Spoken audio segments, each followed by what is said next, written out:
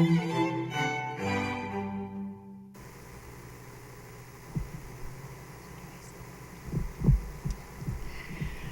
evening. Welcome to the work session for the Board of Education of Greeley-Evans School District 6.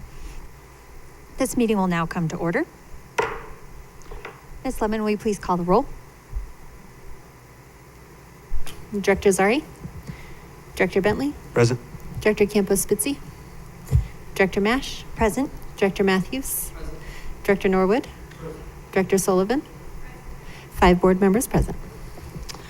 Well, thank you for joining us this afternoon. This will be a candidate informational meeting, this first part of our work session. Mr. Bentley and I will go through just some important information. You may have that in front of you. Please feel free to ask us questions. I think we'll probably just do that at the end. But this can be a little less formal than our usual work session. We want your questions to be answered, for you to have a good idea of what it means to run for the board and how that works. Ms. Lemon will be our elections secretary. Is that your official title? Designated election official. So when you collect your packets and you collect your signatures, you'll be returning them to Ms. Lemon. She can be a resource for some of that legality as well. I also found the Secretary of State's office to be very helpful. Oftentimes you can call and just talk to a real person right away. They can help you with, again, if you have a legal question, if you have a finance question, how to file. If you're working with another candidate, those are some of the questions that came up of how do we split, how do we report, how do we do things like that to make sure that we're performing everything in the correct and legal manner. So you can see from your packet the eligibility requirements. A candidate must have lived in the district for 12 consecutive months and been a registered voter. No person who has been convicted of a sexual offense against a child is eligible to serve on the school board. This is a nonpartisan race, so on your ballot there will not be a party affiliation listed with you, and candidates may not campaign as members of a political party. You can see those important dates. Most things just kind of get started towards the end of the summer. August 6th is when you would pick up that packet from Ms. Lemon here at the administration building. And then you have about 3 weeks to collect your signatures. Ms. Lemon, can you remind me how many signatures are required? Yes, you need 50 valid signatures, so we recommend that you get at least 70 because inevitably some will not be valid. So something that would invalidate a signature would be if that person doesn't actually live in the Greeley-Evans School District 6. Perhaps you collected your 17-year-old nephew and he's not quite 18 and so he's not registered. That doesn't count yet. So yeah, get someone who's moved, things like that. So, or even a misprint, I don't know, something's not readable. So just make sure you get extra signatures so that you can be absolutely sure. Also, if you're able to turn them in, a week prior so that when Ms. Lemon tallies those signatures, if there's any error, you still have time to fix that. So those are due back to her by August 29th at 4:30 p.m. And then, of course, Election Day on November 4th.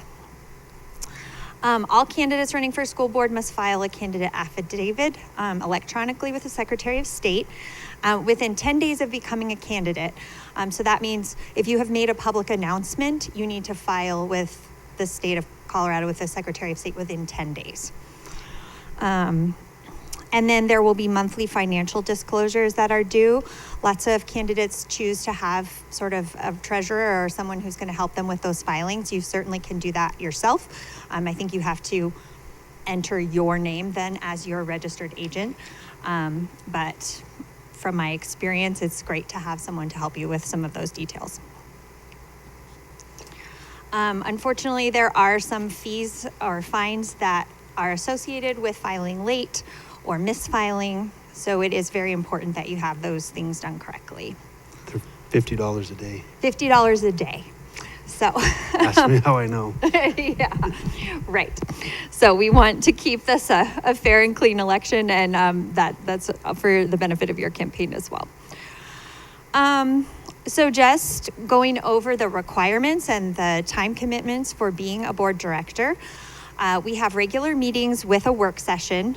Usually the work session is from 4 to 6, and then the business meeting, sometimes we get out in an hour, sometimes we've gone 3 or 4 hours.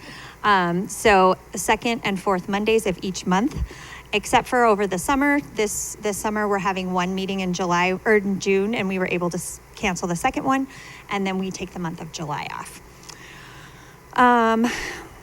Weekly preparation for meetings, reading materials, meeting with the Board of Education, leadership, or superintendent as needed. So definitely the week leading up to a meeting, you'll need to make yourself familiar with the agenda. Sometimes you might have questions about something, so you want to make time to either meet with the superintendent, have a conversation with her, or reach out to board leadership.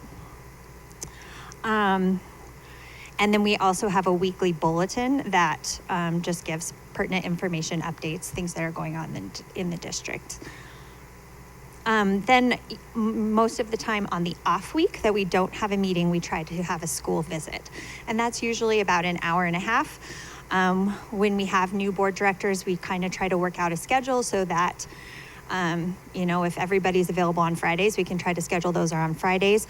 If we're unable to capture everybody on one particular time for a week, then we'll try to alternate that so that somebody can come in the mornings and somebody can come when we have an afternoon. Those are really special look into our schools to see what's going on. It's most often student-led, which is really fun. You're in an elementary school, and so those 4th and 5th graders who feel that leadership and ownership of their school take us around and tell us what they're working on, what they're excited about their clubs. And then the administration will also tell us how a curriculum or a new program, something like that is going. Meetings with the superintendent. Dr. Pilch likes to have monthly check-ins with each board member. This is a really great opportunity to learn, to ask questions. This is the time where your neighbor has said, hey, is this something that's happening in District 6? And maybe you don't know or you want to learn more about it. This is a time to build that trust and that relationship with your superintendent, as she is the board's sole employee. So we want to make sure that we have full confidence in her leadership and the things that are going on in the district. So making time to meet with the superintendent is also of vital importance. Another thing we do a couple times a year, I think we've been doing them once in the summer or spring, and then usually CASB we have a work session, but they're full day, half or full day work sessions. These are very valuable for us because there's not a lot of time we can really sit down and just dig into issues or agendas or planning or anything without within an hour. There's only so much we can do at a normal work session discussion wise. So those are pretty important to come to. We've done some really fun activities like team building or personality assessments, right? Yeah. And it just gives us a more clear vision into each other, because we don't really spend much time together outside of these meetings and the school visits. So those are very valuable. Make sure you plan on being there. Like I said, the one's usually the first day of CASB, and then we do one. I think it's been in the spring lately, hasn't it? Sometime. Yeah. Schools enroll the board member. We assign board liaisons to the schools. Usually, roughly get a high school and a couple of the elementary schools or the middle schools. Those are pretty fun because you are kind of the sole representative. It's kind of, you get invited to all their special parent nights, events, and parent-teacher conferences and stuff like that. The schools really value them, and they like it, and it's just a good way to kind of get involved and see a little bit deeper what the schools are doing. And like Natalie had said earlier, school visits, typically 2 a month. I think there's roughly 36 schools, so it's hard to get around to see all 36 when you're only doing two a month, and that's if you can make all of those. So I think I've seen all the schools now. Maybe, right? I'm almost 4 years in, and I think I've seen all the schools now. So it takes a while, and they, like Natalie said, they're probably one of outside of graduation, one of the most rewarding things we get to do is just to see the interaction with the kids and see actually how impressive they are and the fun things they're doing. And it kind of makes you feel insecure about your elementary experience compared to, watching fifth graders talk about math that you don't understand, so a lot of value there. So just kind of keep that on your radar and put it up high on your priority list when those come around. I think I forgot to talk about agendas. So the agenda is set for each meeting with Dr. Pilch and board leadership. Typically, we go through things that are specific to like a date in the calendar. So like we always review this certain policy. We always do the budget in June. We always do the superintendent evaluation at a certain time and things like that. So some of those big rocks, I guess, they are just sort of predetermined. But then if a board member wanted to bring something specific forward, they could talk to board leadership or to the superintendent to have something added to the agenda. And then I don't know if you mentioned negotiations. I didn't mention negotiations. Negotiations are probably one of the things that I get the most value out of as far as like being able to contribute and get work done. A lot of new board members want to come in, they really want to make a difference fast, and you'll kind of find out this is a big ship. It takes a lot to kind of get it to turn. So there is a feeling of not helping enough, you're really gung-ho, but the negotiations are the one spot where you really are heard. You can really contribute the most, in my opinion, to making a meaningful difference quick. We do that with the Greeley Education Association. We get in a circle. It's called the consensus circle that Dr. Pilch brings in moderator. She's amazing. She's a personal friend now, and I've used her in my own business. And that process has just been very, very eye-opening and very fruitful. It's been really nice to go in with administrators and teachers and staff and learn what's going on and what they want and what they don't want and what works and what doesn't work, and then apply that to what we can do. Dr. Pilch always tells them in there every year, she says we can do anything, we just can't do everything. And it's been very good to just get in there and have everybody know that. And it's very, very valuable to the way that our relationship with the GEA is established and continues, and very important that you guys make sure you make that in February, March, whenever they are. They're usually 2 to 3 days, depending on what's going on. They've been fairly painless lately. I haven't really been in a painful one since I've been on the board, so I hear the horror stories, but the new system and the relationship's strong, so hopefully we continue that for the indefinite future. And then as board members, we are often invited to community events, the library fundraiser, the food bank fundraiser. Various nonprofits invite the school district to be a part of their work. And those are also a lot of fun, very rewarding. Great to see the ways in which other entities are serving the same families and students that we are serving. And collaboration comes out of that, networking, and yeah, a lot of just really fun events, and get to know Greeley a little bit better. I think it is difficult sometimes to understand exactly what the role of a board member is. Takes everybody probably at least a good year to kind of figure out what is my job, what isn't my job, what level of governance and paying attention, is required of me as a school board, and what director, and what is the role of Dr. Pilch and her team and the folks that are in the buildings every day. So just in our little packet, it said, and this is from our board policy BBBA, it is important that the candidate be sincerely and honestly interested in serving the whole school district for the best interests of all children. Board members shall be nonpartisan in dealing with school matters. The board does not wish to subordinate the education of children and youth to any partisan principle, group interest, or personal ambition. And we are serving 23,000 students and their families, so that's a very diverse group of folks, diverse in every way you can be diverse. Race, religion, diversity of thought, all of those kinds of things. And so I think Mr. Bentley has made the point that we're trying to cast as large a net as possible to capture the needs and the well-being of as many people as possible. So just the role of a board member, your power is in the group. So the group makes the decision. One board member obviously has influence, can bring their values and their desires to the table, but we make decisions as a collective board. We're responsible for mission, vision, for the budget, for hiring and firing a superintendent. But your neighbor says, I'm really concerned about my daughter's teacher, and what can you do about it? That is where you say you need to speak to your principal, you need to speak to this superintendent. Those everyday things, not at all that we don't care about them, but that isn't where our job lies, to solve those problems. Do you have anything to add to that, Mr. Bentley? No. I mean, those sort of things come up way more than I expected. You know, I didn't know I had so many people that cared about the school district until I was on the school board.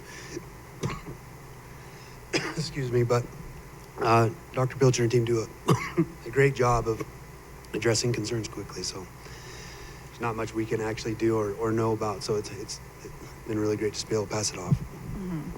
And in this packet, it does, we have resources from both CASB that kind of talk about the role of a board member, and then all of our policies just regarding powers and responsibilities, our code of conduct, and just all of those kinds of expectations.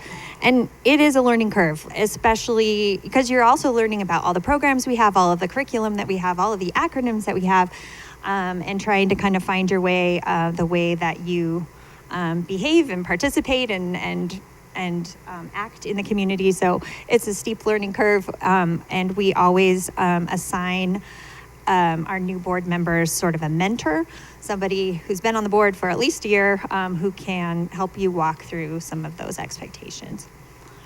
Did you have something to add?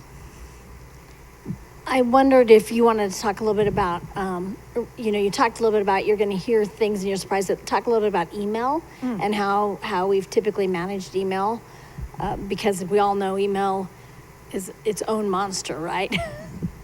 Absolutely. So we receive emails as a group. A lot of times somebody will write an email to all of the board directors. Oftentimes Dr. Pilch is already copied on that email. And if it is a concern, Dr. Pilch usually responds and says, I'm assigning this to this or that person to meet with you and address your concern. If you receive a concern that's sent just to you, which often does happen, if you're the board liaison to a specific school and someone wants to speak about something, they'll often just, my board member is Mrs. Mash, so I'm going to send it to her. In those cases, we usually ask that the board members can respond with, thank you for bringing your concern forward. I will pass it on to Dr. Pilch, or usually we just send it straight to you. Occasionally, if it's like this is a safety issue, I will send it to Dr. Pilch and our chief of security or something like that. But if you send it to Dr. Pilch, you're always right. Copy her on your response. We are still individuals with our personal opinions, and that is okay to express that to folks, but you just always need to be making sure that it's clear that you're speaking as an individual and not representing the will of the board, unless you're speaking to a vote that has happened with the board. And there are times that an email does require a response from the Board of Education, and in those times, typically the board president will respond on behalf of the board. And those are cases that are really complex, that have multiple emails have come in multiple times with multiple concerns, and then the board president will typically take those and respond to those, so that no individual board member feels like they have to take that on. Is that fair? Yep. Yeah. I think so. Yeah, the vast majority of our email duties are information gathering for ourselves. 99% is just FYI, hey, this is what's going on, this meeting's coming up, we're just prepping ourselves for a meeting or a visit, or just staying in the know. So it's just make sure they're read and addressed and be ready for the meeting.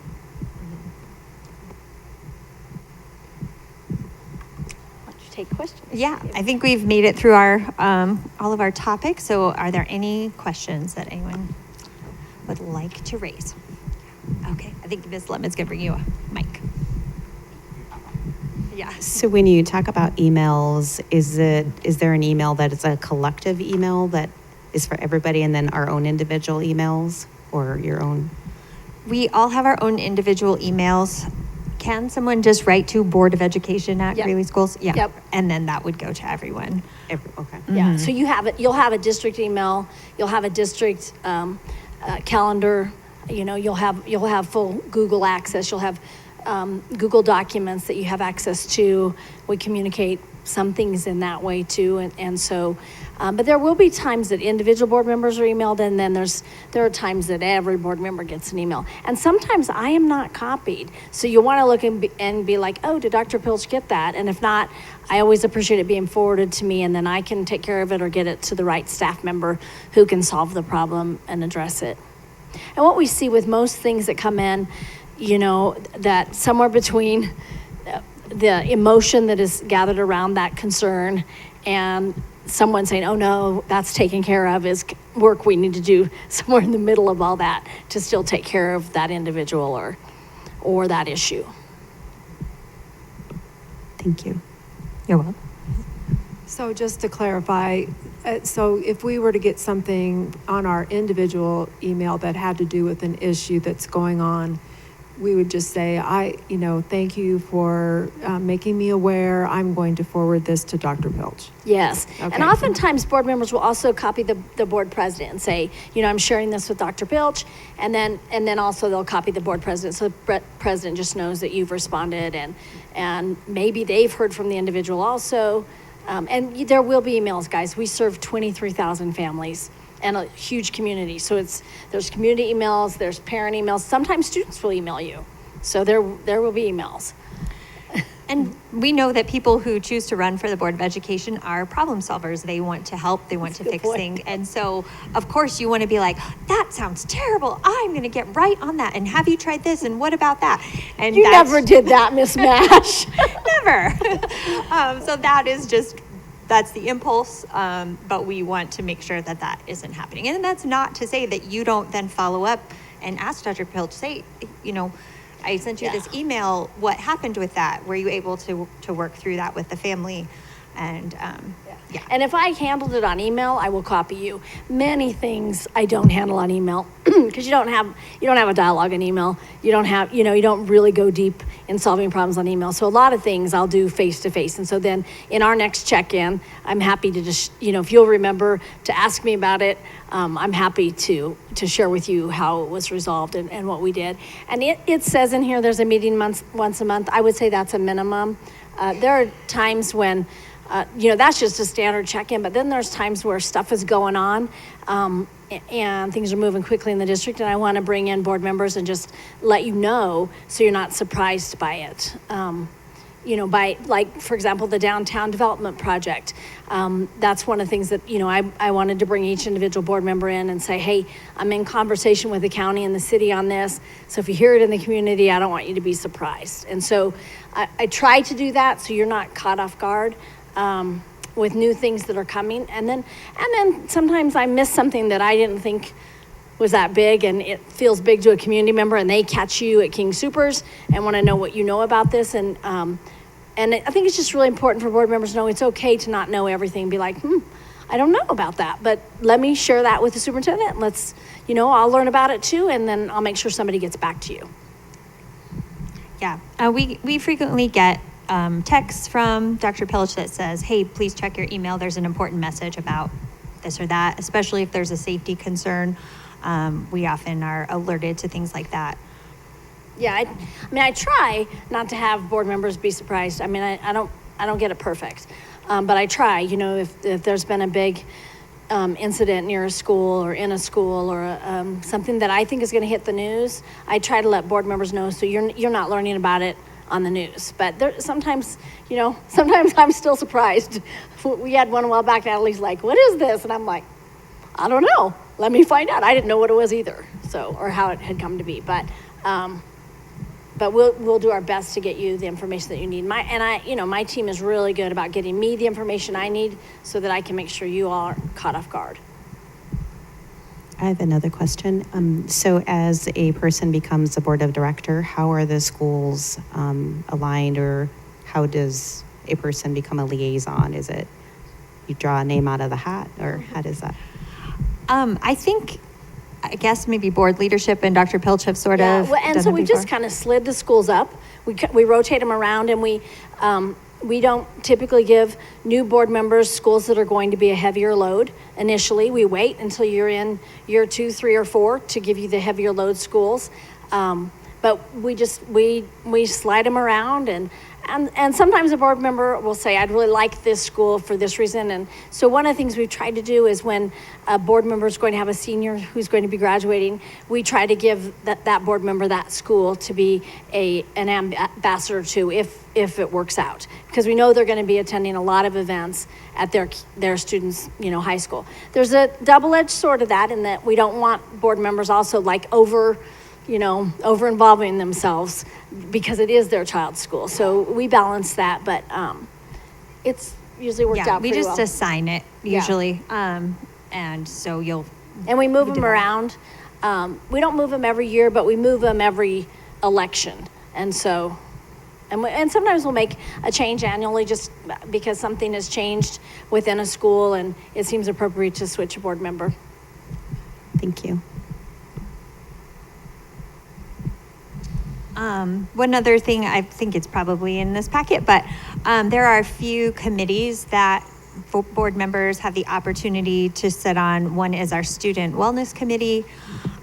Board leadership serves on the DAC, which is the District Accountability Committee. That's one parent from each school that kind of gets together and we give them updates on what's going on in the district, and they give us feedback as well. The Council of Student Representatives is like a district-wide student council. That's also a board leadership position. What else am I forgetting? Do you want to talk about CASB? CASB, yeah. And the legislative BOCES liaison is and another. stuff, and both, yeah. Oh, yeah, BOCES is another. Yeah, Kyle serves on the BOCES board.